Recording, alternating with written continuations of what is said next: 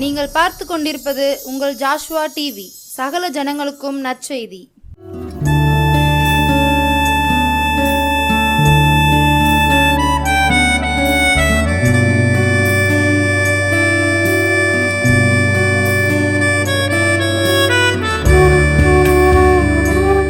கர்த்தராகிய இயேசு கிறிஸ்துவின் நாமத்தாலும் ஜாஸ்வா டிவி மூலமாகவும் இந்த மாலை வேளையில் உங்கள் இல்லம் தேடி வந்து உங்களை சந்திப்பதிலே நான் மிக்க மகிழ்ச்சி அடைகிறேன். ஆமென், அல்லேலூயா. இன்றைக்கு உலகத்தில் நிறைய பேருக்கு தேவ சித்தம் என்ன செய்கிறதுன்னு தெரியல, தேவ சமூகத்தில் காத்திருக்கிறது என்னன்னு தெரியல, ஜெபிக்கிறது எப்படின்னு தெரியல. ஒருவேளை தேவன் இதை செய்கிறது சரிதானா, இந்த காரியங்கள் கர்த்தர் கூடி வர பண்ணினதா என்று சொல்லி பல சந்தேகங்கள் இந்த உலகத்தில் ஒவ்வொருவருக்கும் இருக்குது. ஆனால் தேவன் சரியாய் நடத்துகிற தேவன், ஒருபோதும் நம்மை தவறான பாதையில் நடத்துகிற தேவன் அல்ல. அவருடைய சமூகத்தில் நாம் ஜெபிக்கும் பொழுது நம்மை நேர்த்தியாய் நடத்தி செல்கிற ஒரு நல்ல தேவனை நாம் ஆராதிக்கிறோம். அந்த தேவன் நம்மையும் நடத்தும்படியாய் நாம் ஒரு சில வசனங்கள் மூலமாய் கற்றுக்கொள்வோமா? ஆமென், அல்லேலூயா. ஆதியாகமம் 24 அதிகாரம் 11 வசனம். ஊருக்கு புறம்பே ஒரு தண்ணீர் துறவண்டையிலே தண்ணீர் மொள்ள ஸ்திரீகள் புறப்படுகிற சாயங்கால வேளையிலே ஒட்டகங்களை மடக்கி தனக்குள்ளே சொல்லி கொண்டது என்னவென்றால், என் எஜமானாகிய ஆபிரகாமுக்கு தேவனாய் இருக்கிற கர்த்தாவே, இன்றைக்கு நீர் எனக்கு காரியம் சித்திக்க பண்ணி என் எஜமானாகிய ஆபிரகாமுக்கு தயவு செய்தரலும். ஆமென், ஹல்லேலூயா. இங்கே எலியேசர் தன் எஜமானாகிய ஆபிரகாம் சொன்ன காரியத்திற்காக, ஆபிரகாம் சொன்ன வேலையை செய்ய, அவன் தன் மகனுக்கு பெண் பார்க்க சொன்ன அந்த வேலையை செய்ய கடந்து போகிறான். இது ஒரு பெரிய காரியம். அதே அந்த எலியேசர் யார் என்று சொன்னால், ஆதியாகமம் 24 2 வசனத்தை நாம் வாசிப்போம். ஆதியாகமம் 24:2. அதில் அப்பொழுது ஆபிரகாம் தன் வீட்டிலுள்ளவர்களில் வயதில் மூத்தவனும் அவன் வயதுக்கு உண்டான எல்லாவற்றிற்கும் அதிகாரியுமாகிய தன் ஊழியக்காரனை நோக்கி. ஆமென். அவன் ஒரு வயதிலே மூத்தவன். எலியேசர் யார் என்று சொன்னால், வயதில் அங்கிருந்து வேலை செய்த எல்லாரை பார்க்கிலும் வயதில் மூத்தவன் எலியேசர். இந்த எலியேசர் இடத்துல தான் தன் மகனுக்காக பெண் பார்க்கும்படி உள்ள காரியத்தை ஒப்பு கொடுக்கிறார் ஆபிரகாம். ஆமென், ஹல்லேலூயா. தேவன் எவ்வளோ நல்லவர் பாருங்க. இந்த எலியேசர் தான் சொல்கிறார், அந்த தனக்குள்ளே, ஆண்டவரே நீங்கள் சரியான பெண்ணை எனக்கு என்ன செய்யுங்க, தேர்ந்தெடுத்து கொடுங்க. இந்த துறவண்டையில் இன்னைக்கு தண்ணீர் மல்ல வருகிற பெண்களுக்குள்ளாய் எனக்கு நீர் காண்பிக்கிற பெண் யார் என்று எனக்கு காட்டி தாரும் என்று சொல்லி அவன் துறவண்டையில் நின்று தனக்குள்ளே சொல்லிக் கொள்கிறான். ஆமென், ஹல்லேலூயா. அவன் இருதயத்தில் தேவனை நோக்கி விண்ணப்பம் பண்ணுகிறான். அவனுக்கு நல்லா தெரியும், அவன் ஏற்கனவே அதிக வயதுள்ளவனாக இருந்தான், பெரியவனாக இருந்தான், அவன் ஆபிரகாமின் வேலைக்காரனாக இருந்தான். அப்படியானா ரொம்ப காலமாய் அவன் என்ன செய்திருக்கிறான், ஆபிரகாம் இடத்துல வேலை செய்து கொண்டிருக்கிறான். அதனால தான் ஆபிரகாமின் தேவன் வல்லமை உள்ளவர், ஆபிரகாமின் தேவன் சொன்னதை செய்கிறவர் என்பதை நன்கு அறிந்த அவர் வல்லமை மிக்க, அவர் சொல்லியும் செய்யாதிருக்கிற தேவன் அல்ல, அவர் சொன்னதை நிறைவேற்றுகிறவர் என்று சொல்லி அவரிடத்திலே தன் விண்ணப்பத்தை வைக்கிறான். ஆமென், ஹல்லேலூயா. ஒரு பெரிய வேலையை செய்ய வேண்டியிருக்கிறது. ஒருவேளை அது தவறாய் முடியுமானால் வேலை கூட பறிப்போகலாம், தவறாய் முடியுமானால் எஜமானுடைய கோபத்துக்கு ஆளாகலாம். அதனால தான் அவன் சொல்கிறான், தேவனிடத்தில் இந்த காரியத்தை ஒப்பு கொடுக்கிறான். ஆண்டவரே, இந்த காரியத்தை, இந்த துறவண்டையில் வருகிற பெண்களில் என் எஜமானுக்கு ஏற்ற மணவாட்டி யார் என்று சொல்லி எனக்கு காண்பித்தருளும் என்று சொல்லி என் காரியத்தை சித்திக்க பண்ணும். அப்படின்னா என்ன? என் காரியத்தை வாய்க்க பண்ணிருங்கப்பா, என் காரியத்தை ஜெயமாக மாற்றி கொடுங்கப்பா என்று சொல்லி தேவ சமூகத்தில் அவன் வேண்டிக் கொள்கிறான். அதே அதிகாரத்தில் நம்ம வாசிப்போம். ஆதியாகமம் 24 அதிகாரம் 45 வசனத்தை வாசிப்போம். ஆதியாகமம் 24:45. இந்த வசனம் சொல்கிறது, நான் இதை என் இருதயத்தில் சொல்லி முடிக்கும் முன்னே. ஆமென். போதும். என் இருதயத்தில் சொல்லி முடிக்கும் முன்னே. அவன் தனக்குள்ளே சொல்கிறான், இருதயத்தில் சொல்லி முடிக்கும் முன்னே.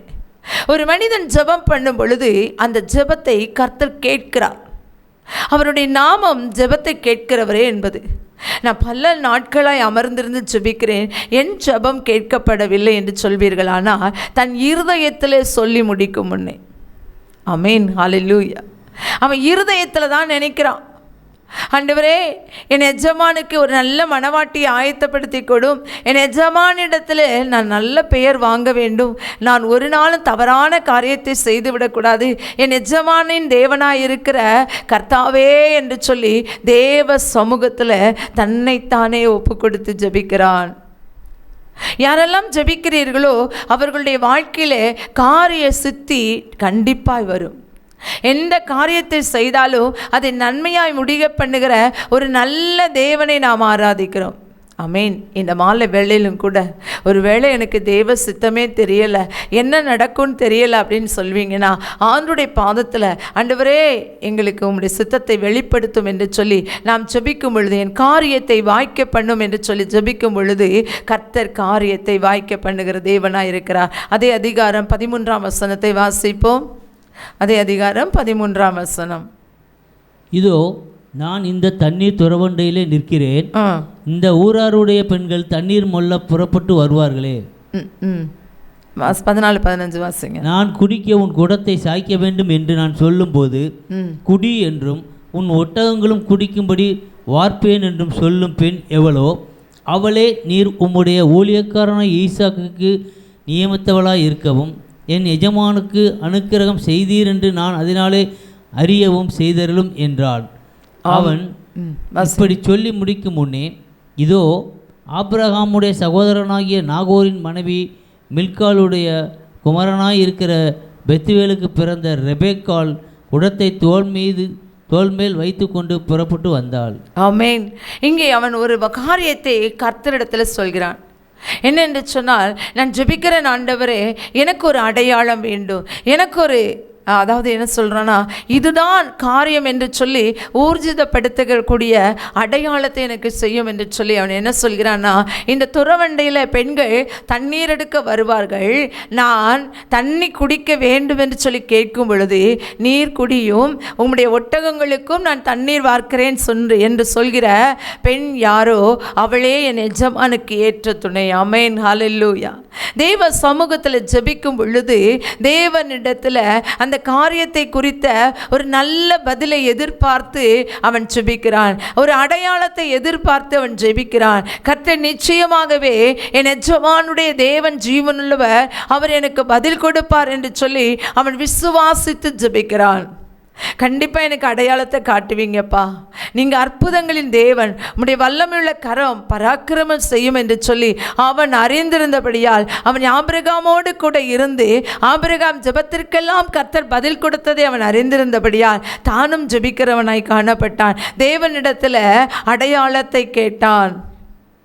அதே போல் அவள் என்ன செய்கிறாள் என்று சொன்னால், ரெபேக்காள் நீர் குடியோ, அங்கே 10 ஒட்டகங்களை கூட்டிக் கொண்டு வருகிறாள். 10 ஒட்டகங்களுக்கும் 10 பேர் வந்திருப்பார்கள், அந்த ஒட்டகங்களை நடத்தி செல்கிறவர்கள். அவர்கள் எல்லோருக்கும் தண்ணீர் கொடுத்து அந்த ஒட்டகங்களுக்கும் தண்ணீர் கொடுக்கிற ஒரு நல்ல இருதயம் ரெபேக்காளுக்குள் இருந்தது. ரெபேக்காளை தேவன் முன் குறித்து வைத்திருந்தார். இன்றைக்கு உங்களுடைய பிள்ளைகளுக்கும் ஒருவேளை நீங்கள் திருமணத்திற்கு ஆயத்தப்படுத்தி கொண்டிருப்பீர்கள், எனக்கு சரியான வரன் எது என்று சொல்லி தெரியவில்லை, நான் என்ன செய்வேன் என்று சொல்லி ஒருவேளை திகைத்து போய் இருப்பீர்களானால், அன்றைக்கு எலியேசர் செய்தது போல இன்றைக்கும் நீங்கள் ஜெபிக்கிறவர்களாய் மாறும் பொழுது, ஆண்டவரே என் காரியத்தை சித்திக்க பண்ணும் என்று சொல்வது மாத்திரமல்ல, உங்கள் பிள்ளைகளுக்காக தேவனிடத்தில் சரியான துணையை தேர்ந்தெடுத்து கொடுக்கிறவரே, நல்ல கல்லூரியை தேர்ந்தெடுத்து கொடுக்கிறவரே, நல்ல வேலையில் வைக்கிறவரே என்று சொல்லி தேவ சமூகத்தில் நமக்குள்ளாய் நம்முடைய இருதயத்துக்குள்ளாய் வேண்டிக் கொள்வது மாத்திரமல்ல, தேவனிடத்தில் ஒரு அடையாளத்தை கேட்டு ஜெபிக்க வேண்டும். அப்படி நாம் கேட்கும் பொழுது நம்முடைய இருதயம் கலங்காமலும் ஒரு அலசடி இல்லாமலும் அதுவா இதுவா என்று நோக்காமலும் இதுதான் சரியானது என்று சொல்லி நம்முடைய இருதயம் சமாதானப்படும் பாருங்க, அதுதாங்க தேவ சித்தம். ஆமென், ஹல்லேலூயா. எலியேசர் ரெபேக்காள் சொன்ன வார்த்தை கேட்டு, உமக்கும் தண்ணீர் கொடுக்கிறேன், உம்முடைய ஒட்டகங்களுக்கும் தண்ணீர் எடுத்து கொடுக்கிறேன் என்று சொன்ன வார்த்தை கேட்டு, இவள்தான் என் எஜமானுக்கு ஏற்ற துணை என்று கண்டுகொள்கிறான். ஆமென், ஹல்லேலூயா. தேவன் எவ்வளவு நல்லவர் பாருங்க. தேவனால் கூடாத காரியம் ஒன்றுமில்லை. ஒரு அடையாளத்தை கேட்டான். அடுத்ததாக நாம் வாசிப்போம் அதே அதிகாரம் 48ஆம் வசனம். அதே அதிகாரம் 24ஆம் அதிகாரம் 48ஆம் வசனம். அந்த இடத்துல சொல்லப்பட்டிருக்கிறது, தேவ சமூகத்தில் அமர்ந்திருந்து அவன் ஜெபித்தது நிமித்தம் அங்கே நலம் புலம் எதுவும் பேசாதபடி இது கர்த்தரால் இந்த காரியம் வந்தது என்று சொல்லப்பட்டிருக்கிறது. ஆமென், ஹல்லேலூயா.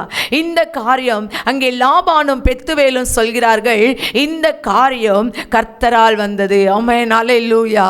நம்முடைய வாழ்க்கையில் கர்த்தர் செய்கிற அற்புதங்கள் அதிகமாக இருக்கும்.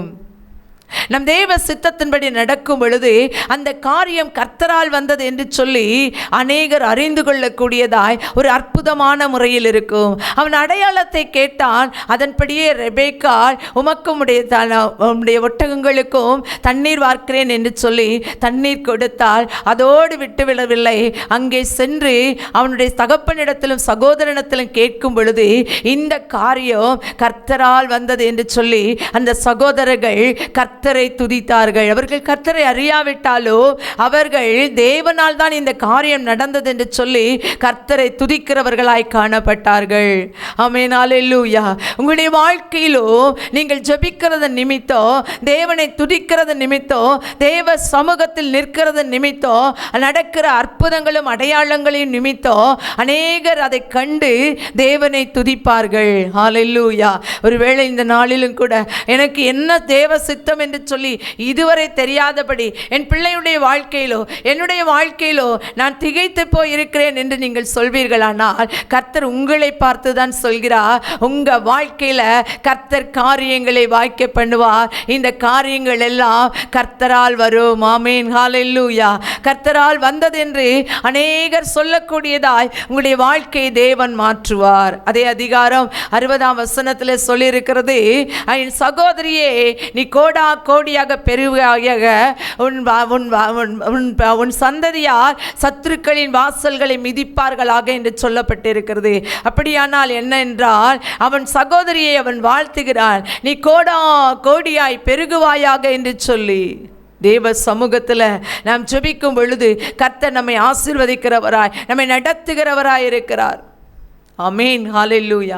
அதோடு விடல அந்த எலியேசர் சொல்கிறான், என் தேவன் என் இருதயத்தில் நான் சொல்லி உடனே காரியத்தை வாய்க்க பண்ணினார். என்னை என் எஜமானின் தேவன் நேர்வழியாய் நடத்தினார். அப்போ நிறைய வழிகள் உலகத்தில் இருக்கு, எத்தனையோ பக்க வழிகள் இருக்கு. ஆனால் தேவன் எப்படி நடத்துகிறாரா? நேர் வழியாய் என்னை நடத்துகிறார். ஆமென், ஹல்லேலூயா. நம்முடைய வாழ்க்கையில் நேர்வழியாய் நடத்துகிற ஒரு நல்ல தேவனை நாம் ஆராதிக்கிறோம். ஆமென். ஒருவேளை நான் நடந்து போகிற பாதை எனக்கு தெரியல ஏசப்பா, எனக்கு பாதை காட்டும், எனக்கு வழியை காட்டும் என்று சொல்லி அந்த எலியேசர் ஜெபித்தது போல ஒருவேளை நீங்கள் ஜெபித்து கொண்டு இருப்பீர்களானால் என் பிரயாணத்தை வாய்க்க பண்ணும். தூர தேசத்தில் போய் என் பிள்ளை வேலை பார்க்க நினைக்கிறான், தூர இடத்துல போய் என் பிள்ளை வேலை பார்க்க நினைக்கிறது, நான் தூர இடத்துல என் பிள்ளையை திருமணம் முடித்து கொடுக்க போகிறேன் என்று சொல்வீர்களானால் கர்த்தர் உங்களை பார்த்து தான் சொல்கிறார். காரியத்தை வாய்க்க பண்ணுகிற கர்த்தர் நேர்வழியாய் நம்மை நடத்துவார். இருதயத்தில் வார்த்தை வெளியே வரும் முன்னே நம்முடைய ஜெபத்தை கேட்கிற ஒரு நல்ல தேவன் அவர்.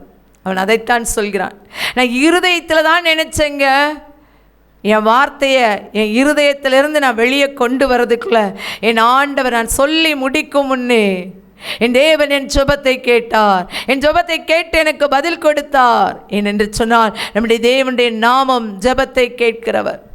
ஆமென், ஹல்லேலூயா. யாரெல்லாம் அவரை நோக்கி கேட்கிறோமோ அவர்களுக்கெல்லாம் நல்ல ஈவுகளை கொடுக்கிற ஒரு நல்ல தேவனை நாம் ஆராதிக்கிறோம். வசனம் சொல்கிறது, பாம்பை கேட்டால் மீனை கேட்டால் நான் பாம்பை கொடுப்பேனோ, அப்பத்தை கேட்டால் நான் கல்லை தின்ன கொடுப்பேனோ என்று சொல்லி பொல்லாதவர்கள் கூட அப்படி செய்யாத போது நல்ல பிதாவாகிய நான் உனக்கு நன்மை செய்வது எவ்வளவு அதிக நிச்சயம். நம்முடைய தேவன் நமக்கு நன்மையானதை தருகிற தேவன். ஆமென், ஹல்லேலூயா. அவர் ஒரு நாளும் நம்மை கைவிட மாட்டார், ஒரு நாளும் நம்மை விட்டு விலக மாட்டார். அந்த தேவனிடத்தில் நம்மை நாமே அர்ப்பணிக்கும் பொழுது தேவன் நம்மை நடத்தி செல்கிற ஒரு நல்ல தேவன். அவன் சொல்கிறான், என்னை நேர் வழியாய் நடத்தினார். அங்கங்க போய் அலையலங்க, எத்தனையோ பெண்களை நான் பார்க்கல, ஒரே ஒரு பெண் சரியா என் தேவன் என்னை நடத்தினார். இன்னைக்கு உங்களையும் என்னையும் ஜெபிக்கும் பொழுது சரியாய் நடத்துகிற தேவன், இருதயத்தில் நீங்கள் நினைக்கும் பொழுதே உங்களுடைய விருப்பங்களை நிறைவேற்றுகிற தேவன். அதோடு விடலை, சத்துருக்களின் வாசல்களை மிதிப்பார்கள், உன் பகைஞர்களுடைய வாசல்களை மிதிப்பார்கள் என்று சொல்லி லாபான் வாழ்த்துவதை நாம் பார்க்கிறோம். இதே போலதான் ஆதியாகமம் 22:17 சொல்ல இருக்கிறார் ஆண்டவர், நான் உன்னை ஆசீர்வதிக்கவே ஆசீர்வதித்து உன்னை பெருகவே பெருக பண்ணி உன் சந்ததியார் சத்துருக்களின் வாசல்களை மிதிக்கும்படி செய்வேன் என்று சொன்னார். ஆபிரகாமுக்கு சொன்ன வார்த்தை அங்கே லாபான் மூலம் வெளிப்படுகிறது. லாபான் தேவனை அறியாதவன், ஆனால் ஆண்டவர் எவ்வளவு நல்லவர் பாருங்க. தேவனை அறியாதவனுடைய வாயிலிருந்து கூட ஒரு நல்ல வார்த்தையை புறப்பட பண்ணுவாரானால், அவர் சொன்னதை உறுதிப்படுத்துவாரானால், நம்முடைய தேவன் எவ்வளவு நல்ல தேவன். ரெபேக்காலை லாபான் வாழ்த்தினான் அப்படியாய். இன்றைக்கும் கூட உங்களுடைய வாழ்க்கையில் சத்துருக்கள் பெருகி இருக்கலாம். ஆண்டவரே, இந்த சத்துருக்கள் நிமித்தம் நான் என்ன செய்வேன், பெருகிக்கொண்டே போகிறார்களே என்று சொல்லலாம். ஆனால் தேவன் உங்களை பார்த்து சொல்கிறார், சத்துருக்களுக்கு முன்பாக உங்களுக்கு ஒரு பந்தியை ஆயத்தப்படுத்துகிற தேவன். நீங்கள் ஜெபிக்கும் பொழுது அந்த சத்துருக்களின் வாசல்களை மிதிக்கிற ஒரு பெரிய பாக்கியத்தை தேவன் தருவார். ஆமென், ஹல்லேலூயா. தேவன் ஒருபோதும் சத்துருக்களுக்கு முன்பாக நம்மை வெட்கப்படுத்துகிற தேவன் அல்ல. நமக்கு ஒரு பந்தியை ஆயத்தப்படுத்துகிற ஒரு நல்ல தேவனை நாம் ஆராதிக்கிறோம். இந்த மாலை வேளையிலும் கூட ஆண்டவரிடத்தில் நீங்கள் கேட்கலாம், ஆண்டவரே, நான் இதுவரை ஜெபித்தேன்ப்பா, என் ஜெபத்துக்கு பதிலுண்டா? இன்றைக்கு ஆண்டவர் சொல்கிறார், நீ சொல்ல ஆரம்பிக்கும் முன்னாடியே, இருதயத்தில் தோன்றும் முன்னே அவைகளை நான் கேட்டு அவைகளின்படி செய்த ஆண்டவர் நான். ஆமென், ஹல்லேலூயா. எலியேசர் ஆபிரகாம் ஜெபிப்பதை பார்த்திருக்கிறான். ஆபிரகாமின் தேவன் கிரியை செய்வதை பார்த்திருக்கிறான். அதை விசுவாசித்து அவன் செய்த ஜெபத்தை ஆண்டவர் கேட்பாரானால், உங்களையும் என்னையும் இயேசு கிறிஸ்துவின் இரத்தத்தினால் விலைக்கிரயம் கொடுத்து வாங்கி அந்த இரத்தத்தினால் கழுவி சுத்திகரித்து தம்முடைய பிள்ளையாய் ஏற்றுக்கொண்ட தேவன், நாம் அவருடைய பிள்ளைகளாய் இருக்கிறபடியால், நாம் அவருடைய சுதந்திரமாய் இருக்கிறபடியால் நம்முடைய ஜெபத்தை அவர் கேட்பது எவ்வளவு நிச்சயம். அது உண்மையும் சத்தியமுமான ஒரு காரியம். தயவுலோகி கரவா, தேவன் நம்மேல் தயவுள்ளவராய் இருக்கிறார், நம்மேல் இரக்கமுள்ளவராய் இருக்கிறார். அவர் ஒருபோது நம்மை வெட்கப்படுத்த மாட்டார். சத்துருக்களின் வாசல்களை மிதிக்க கர்த்தர் நம்மை பயன்படுத்துவார் என்று ஒரு நாள் சத்துருக்கள் மத்தியில் நம்மை கைவிடுகிற தேவனை நாம் ஆராதிக்கவில்லை.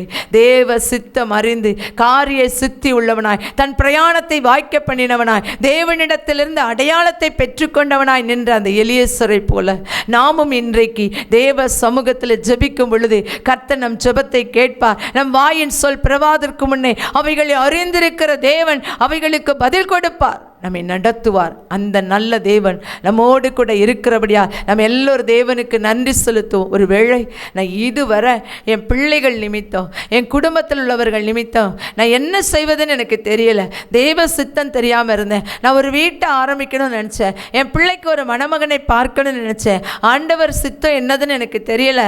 ஆனால் இன்றைக்கு ஆண்டவர் என்னோடு கூட பேசினார் என்று சொல்வீர்களானால் உங்கள் தலைகளை தாழ்த்தி இப்பொழுது நாம் ஜெபிப்போமா? ஆண்டவரே, உம்முடைய கரத்தில் ஒப்பு கொடுக்கிறோம்ப்பா. இன்றைக்கு ஆண்டவரே, இன்றைக்கு ஆண்டவரே, யாரெல்லாம் ஆண்டவரே எலியேசரை போல ஆண்டவரே தேவ சித்தத்துக்காய் ஜெபிக்கிறவர்களாய் இருப்பார்களானா அவர்களுக்காக என் தேவன் யுத்தம் பண்ணுவீராக. அவர்களுக்காக என் தேவன் தேவ சித்தத்தை அவர்களுக்கு வெளிப்படுத்தி காட்டுவீராக. அவருடைய காரியங்களை சித்திக்க பண்ணுவீராக. அதோடு மாத்திரம் இல்லப்பா ஆண்டவரே, அவர்களுக்கு ஒரு அடையாளத்தை காண்பித்தருளும் ஆண்டவரே. எப்படியாகிலும் ஆண்டவரே, உமக்கு உம்முடைய ஒட்டகத்திற்கோ தண்ணீர் குடிக்க கொடுப்பேன் என்று சொல்லி ரெபேக்காள் சொன்னது போல ஆண்டவர் ஒரு அடையாளத்தை இந்த நாளிலே காட்டும்படியா நாங்கள் ஜெபிக்கிறோம். ஆண்டவரே, உமக்கு ஸ்தோத்திரம் கர்த்தாவே.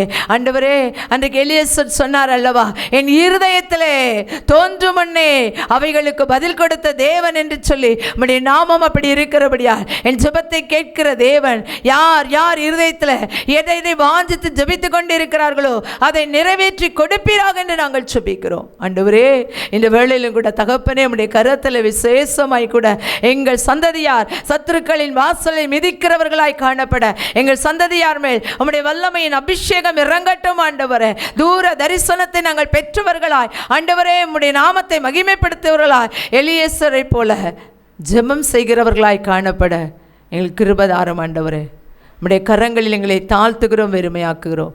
மீட்பர் இயேசுவின் நாமத்தின் நல்ல பிதாவே, ஆமேன், ஆமேன். இந்த நாளிலும் கூட இந்த செய்தியை கேட்ட உங்கள் யாவரையும் கர்த்தர் தாமே ஆசீர்வதிப்பாராக.